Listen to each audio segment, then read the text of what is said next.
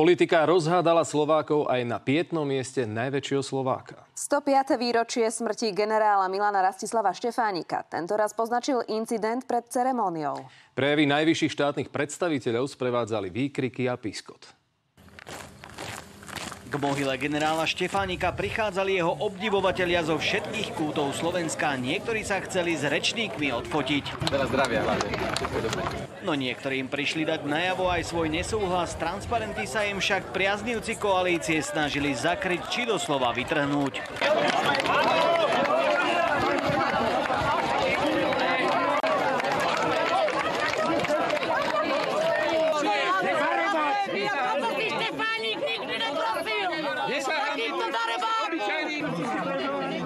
Sme na piestom mieste. Nechajte to tak, musí starý generál robiť poriadku. Potýčka sa našťastie zaobišla bez zranení. Pri uctení si Štefánikovej pamiatky pominuli aj vášne. No opäť vzplanuli pri prejavoch politikov. Dnes sa robia verejné zbierky na zbrane.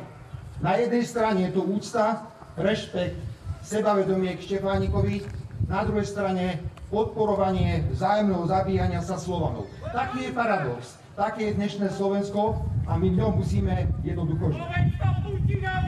Odkaz Štefánika je jasný. Vždy si hrdo bráňme a presadzujme náš národno-štátny záujem tak, aby to nemusel za nás robiť niekto iný. Čo prejav, to potlesk, ale aj piskot. Najväčší si vypočul poslanec Blaha. Stretli sme sa na posvetnom mieste, ktoré symbolizuje hrdosť slovenského národa.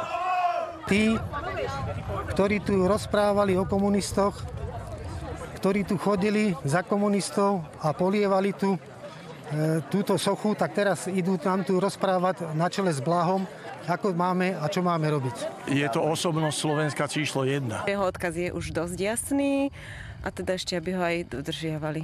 Milan Rastislav Štefánik stihol byť za svoj krátky život uznávaným vojakom, astronómom, diplomatom aj politikom. No a aj po 105 rokoch si chodia jeho pamiatku uctievať takéto masy ľudí. Toto miesto by malo v nás prebúdať vlastenectvo, lokálpatriotizmus a lásku k vlasti, lásku k národu.